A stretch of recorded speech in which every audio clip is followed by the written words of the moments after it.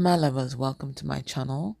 My name is Made for Love, and today we are reading a channeled letter from your person. Now, how I do these channel letters, I meditate on the collective energy. I just pick up a pen and I just start writing whatever comes through from the guys, whatever I hear, and it's usually the dominant energies of the moment. Okay. And my agreement with them is that I don't read it back until I get in front of the camera with you guys. So this is automatic writing. So a letter from your person. It says, my love for you. Good God. And this is the thing about automatic writing. Like I can't even.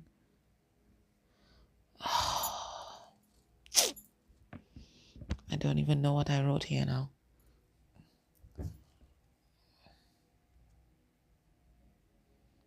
My love for you.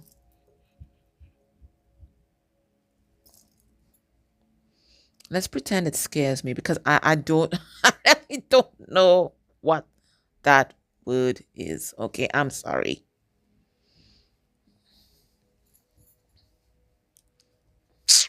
Sorry, guys. I don't know what it is. Anyway, my love for you.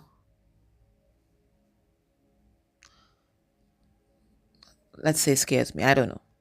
Every day I wake up and I think to myself, today is the day that I let go of this addiction to you. And yet, that whole day is spent thinking about you, thinking about a life together, and all the things and people that stand in the way of that happening. So you can ask this question. I'm not doing an extended today, so I'll ask this question after the letter. We're going to ask what are the things and what are the people. Okay. The universe sends me daily reminders of you. I feel hounded and stalked by you. Oh, I feel hounded and stalked by your love half of the time. And the other half of the time, I feel like the stalker and the hounder. I am relentless. I scour the internet and social media platforms for any updates on you and what you're doing with your life. I just can't seem to get enough. It's like being so close to you that I can almost smell and touch you without the pressure of having to step up and honor the love and honor how I feel. It's almost like having the best of both worlds, except that lately being the voyeur is no longer satisfying my cravings. I want to be there in your presence, in your space, surrounded by everything that is uniquely you. I want to sit on the couch with you and argue over the remote, who is going to cook tonight and who will take out the trash. I want to experience the everyday tasks with you and fall asleep hugging you. This is what my fantasies look like these days. Grown up thirst traps, holding you, hugging you, being there for you, being the first person you tell your good news to, and being your number one fan and cheerleader. Everything I do is inspired by you. I don't know if you can tell, but I'm no longer the person that you once knew. My political views have changed, and even my views on the economy and the trajectory of this world have undergone a transformation. Well, you can see what were their views before, and what are their views now. Views now.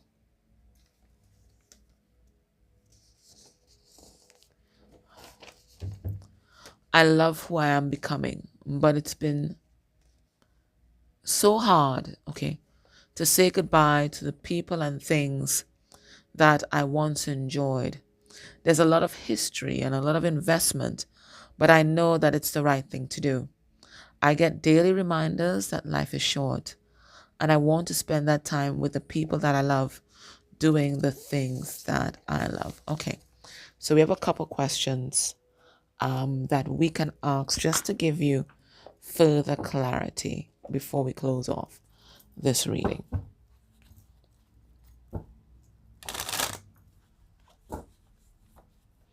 Oh, you know what? Let me use that.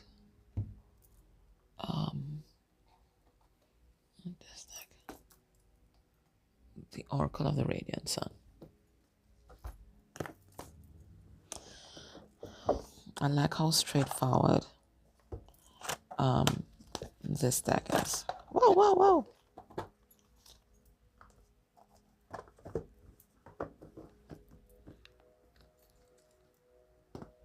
Okay. So let's ask, what are the things and people that stand in the way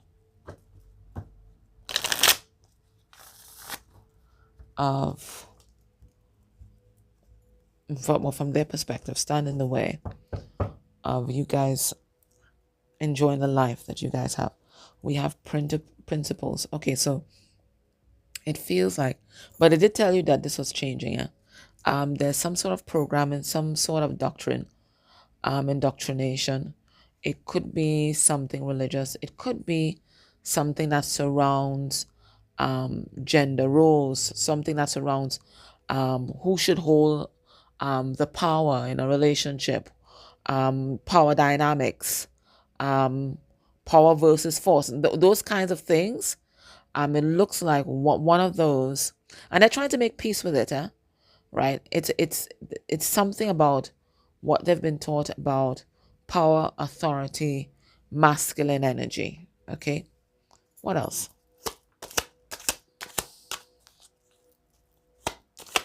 Things or people that stand in the way, as far as they're concerned, of you guys being together. We have fortune, money, things. Money matters. Okay. Maybe they're tied up in some sort of investments. They did talk about that. Maybe they feel like they don't have enough to give to you. Maybe they don't feel comfortable where they are financially. Maybe they associate power with money. And again, they want to have the power, want to do some sort of power sharing in this relationship, and they don't think that they have enough power, monetary power, in order to be an equal partner in this relationship. And this has been a consistent message. What else? What's keeping them back? Now we have here endurance. It's a card number, so it feels like the strength card. And even here, this is them wrestling with their inner demons. So it feels like you might not be their only addiction.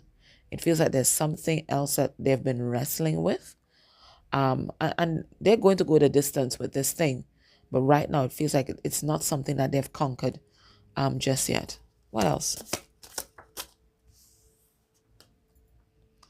We have discrimination. Okay. It feels like stepping towards you will expose them to some sort of prejudice or bigotry. Maybe there's something that's taboo about your relationship. Maybe a person doesn't like being talked about. They don't like gossip. I don't know. It could be an age gap. It could be, race, ethnicity, religion. Just think about any of those dividers. It could be that. Sexual orientation. I mean, there's so many things that are dividing the world these days, right? Nobody seems to want to mind their bloody business. So they feel like moving towards you is going to open themselves up towards criticism. Now, Spirit is letting you know that these ideologies are changing. We have so much butterflies here. But these are the perceived blockages on their side of the fence. Okay. What else are we asking? Okay. They're saying their political views have changed. Let's see.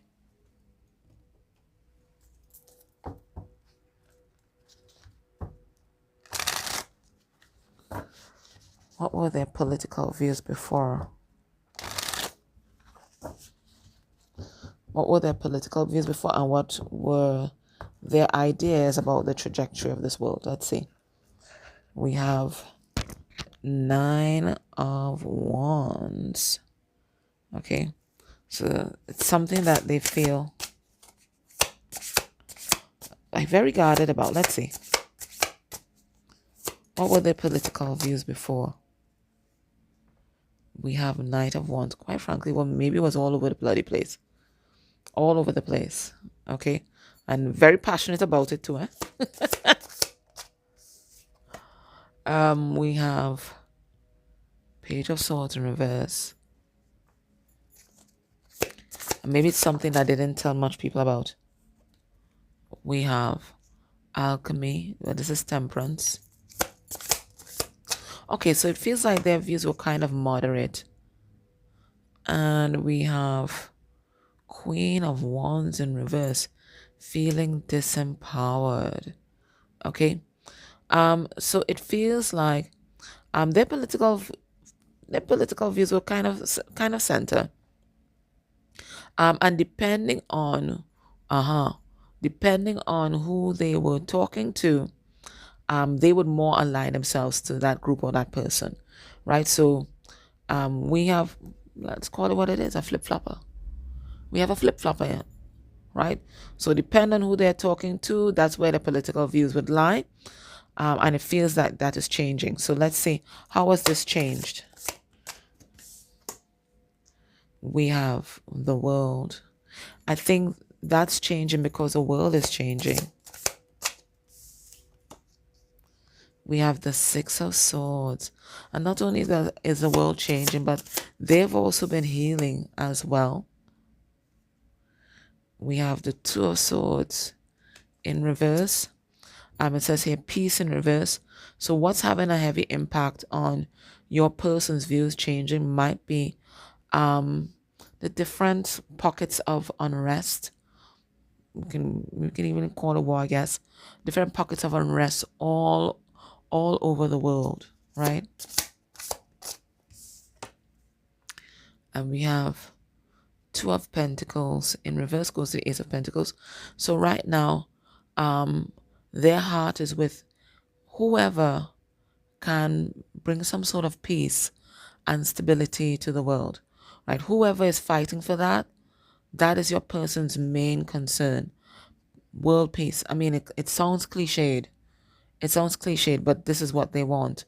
World peace. And whoever is trying to broker that, whoever is involved in that, that's where the political views currently align. And I guess this ties into their views on the trajectory of the world. I think before they were comfortable being a flip-flopper because what was happening in the world did not affect them directly, right? So whatever, meh, right? Meh. But now that things might be getting closer to home for them, I mean, look at even in the Caribbean now. You know, I'm in Trinidad and Tobago. We are right there, next to Venezuela, and there's an American warship that's heading our way to be in our water. So it feels like everything is coming close to home for everybody. And it's not a time where you can be meh about anything, right? Or you know, just passive about anything. It's just that's the kind of energy that's happening right now. So your person's just concerned about peace. That's their main concern. They're not concerned about the economy or anything like that, right? I think they have a broader worldview, maybe more Aquarian energy, where they're thinking about the good of everybody in the world. Okay?